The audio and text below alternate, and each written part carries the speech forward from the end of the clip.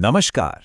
आज के इस खास विश्लेषण में हम सीधे एक ऐसे ब्रह्मांडीय संघर्ष के बीचों बीच उतरने वाले हैं जिसने पूरी सृष्टि का इतिहास ही बदल कर रख दिया था। हम बात कर रहे हैं देवों और असुरों के उस महासंग्राम की जो सिर्फ तलवारों से नहीं लड़ा गया, बल्कि जिसका अंत एक बेहद गहरे और चौंकाने वाले सबक के साथ हुआ। महान असुर सम्राट महाबली और भगवान विष्णु के वामन अवतार की ये कथा, यकीन मानिए, सिर्फ एक पुरानी कहानी नहीं है। शुरुआत एक सीधे से सवाल से करते हैं। जरा सोचिए, इस पूरे ब्रह्मांड पर राज करने का असली हकदार आखिर है कौन? क्या वो जिनके पास अपार शक्ति है, जो डरा कर राज करते हैं, या फिर वो जो न्याय, सच्ची भक्ति और कह सकते हैं कि अत्यधिक उदारता में विश्वास रखते हैं? ये सवाल सदियों पुराना है, लेकिन आज भी उतना ही सटीक बैठता है। तो इस पूरे विवाद की जड़ क्या थी? आखिर ये देव और असुर आए कहां से? चलिए सृष्टि के बिल्कुल शुरुआती दौर में चलते हैं। मजे की बात यह है कि ये कोई बाहर से आए हुए दो अलग अलग कबीले नहीं थे। बिल्कुल नहीं, ये तो एक ही परिवार के आपसी बंटवारे की कहानी है। ऋषि कश्यप, जो इस पूरी ब्रह्मांडीय वंशावली के जनक थे, उनकी दो पत्नियां थीं।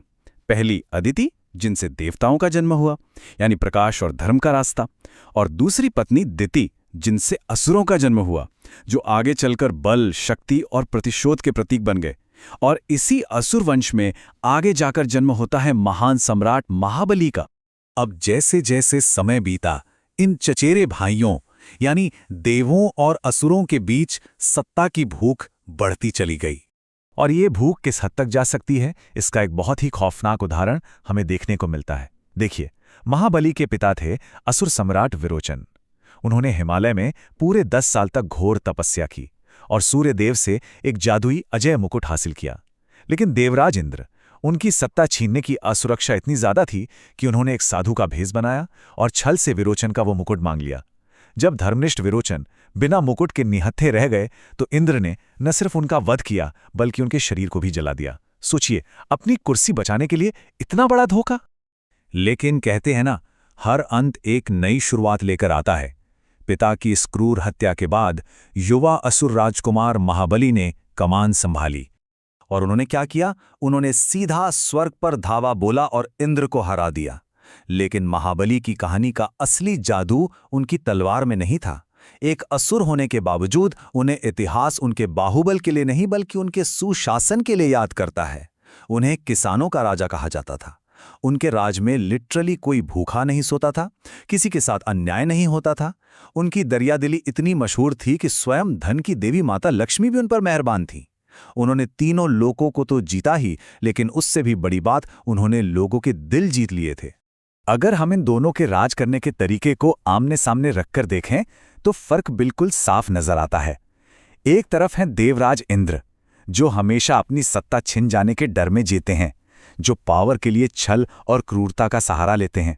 और दूसरी तरफ राजा महाबली, जिनका शासन चरम उदारता, पक्के न्याय और अपनी प्रजा के प्रति निस्वार्थ समर्पण पर टिका है। ये साबित करता है कि सिर्फ देवकुल में जन्म लेने से कोई महान नहीं होता, आपके कर्म आपको महान बनाते हैं। अब इस कॉस्मिक गेम ऑफ थ्रोन्स में सिर्फ हथियारों का खेल नहीं चल रहा था। असली ताकत कहीं और से आ रही थी। वो ताकत थी प्राचीन वैदिक अनुष्ठानों की, तपस्या और यज्ञ।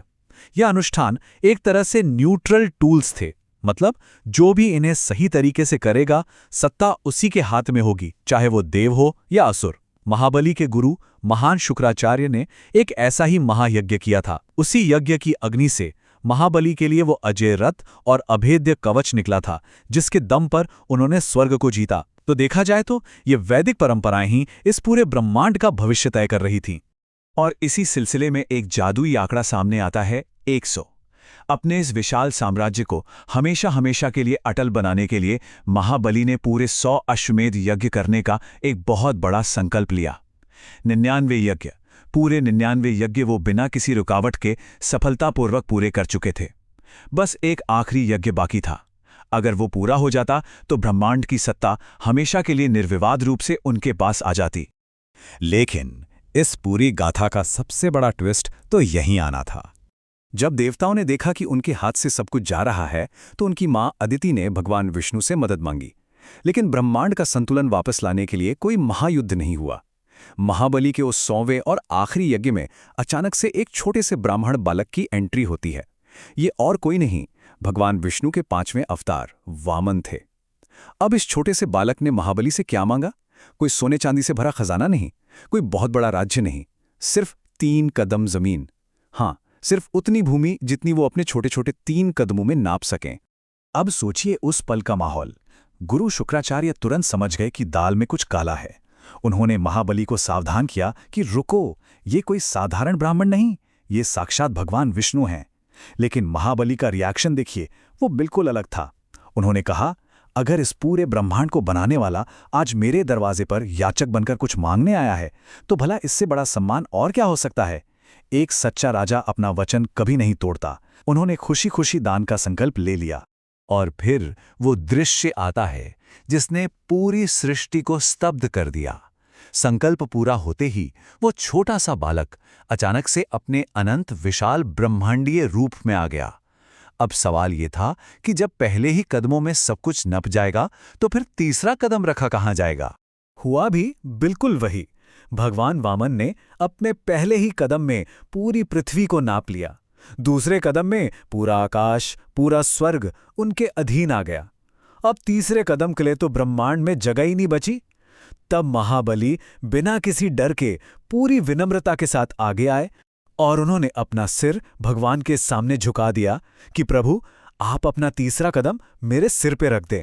अब ये सब सुनने में किसी पुरानी कथा जैसा लग सकता है, लेकिन इसका असली मतलब आज के हमारे जीवन से बहुत गहराई से जुड़ा हुआ है। सबसे पहले तो ये समझ लीजिए कि महाबली का सिर झुकाना उनकी हार बिल्कुल नहीं थी। भगवान विष्णु उनकी इस सच्ची करुणा और अपनी बात पर अड़े रहने की हिम्मत से इतने खुश हुए कि उन्होंने महाबली को पाताल लोक का राजा बना दिया। और इतना ही नहीं, भगवान ने खुद हमेशा के लिए उनके महल का द्वारपाल बनना स्वीकार किया। ये हार नहीं थी, ये सच्चे समर्पण की सबसे बड़ी जीत थी। और इसी महान राजा की याद आज भी हमारे बीच जिंदा है। भारत के केरल में ओणम का त्योहार इसी बात का जश्न है। भगवान विष्णु ने महाबली को वरदान दिया था कि वो साल में एक बार अपनी प्रजा से मिलने आ सकते हैं। ओणम के दिन लोग यही मानते हैं कि उनके प्यारे राजा महाबली ये देखने आ रहे हैं कि उनकी प्रजा खुश और समृद्ध है या नहीं। लेकिन चलिए इस कहानी को आज के चश्मे से देखते हैं। आज के समय में हमारा साम्राज्य क्या है, खासकर छात्रों के लिए? हमारी शैक्षिक सफलताएं, हमारी डिग्रियां, हमारे अचीवमेंट्स और इन सब के साथ धीरे धीरे पनपने वाला हमारा अपना अहंकार। जैसे जैसे हम आगे बढ़ते हैं, हमें लगने लगता है कि हम तो बस अजेय हैं, बिल्कुल वैसे ही जैसे शुरुआत में इंद्र को लगा था। यहीं पर हमें भगवान विष्णु की वो बात याद रखनी चाहिए जो उन्होंने इंद्र को कही थी। महानता कोई ऐसी चीज नहीं है जो आप बस दूसरों को पछाड़कर या चालाकी से हासिल कर लें। सच्ची महानता सिर्फ और सिर्फ धर्म, सत्य और न्याय के रास्ते पर चलकर ही मिलती है। अगर हमारी सफलताओं की नींव में ईमानदारी नहीं है, तो वो जीत किसी काम की नहीं। और सबसे अहम सबक ये है कि जब आप ज्ञान और सफलता के शिखर पर पहुंच भी जाएं, तब भी अपने अहंकार को छोड़ना, अपनी ईगो को सरेंडर करना ही सबसे बड़ा अचीवमेंट होता है। महाबली के पास सब कुछ था, उन्होंने तीनों लोक जीत लिए थे, लेकिन वो महान तब बने जब उन्होंने खुशी खुशी अपना अहंकार त्याग कर सिर झुका दिया। यही तो बात है, सच्चा ज्ञान हमें हमेशा विनम्र बनाता है। तो इस विश्लेषण को खत्म करते हुए एक बहुत ही जरूरी सवाल के साथ हम आपको छोड़कर जा रहे हैं। आज आपके जीवन का ऐसा कौन सा अहंकार है, आपका वो कौन सा पर्सनल साम्राज्य है जिसे आज थोड़ा झुकाने की जरूरत है, ताकि कल आप एक और भी शानदार और सच्ची विरासत खड़ी कर सकें। सोचिएगा जरूर, क्योंकि कभी कभी सबसे बड़ी जीत बस विनम्रता से झुकने में ही छिपी होती है। इस चर्चा में हमारे साथ जुड़े रहने के लिए बहुत बहुत धन्यवाद।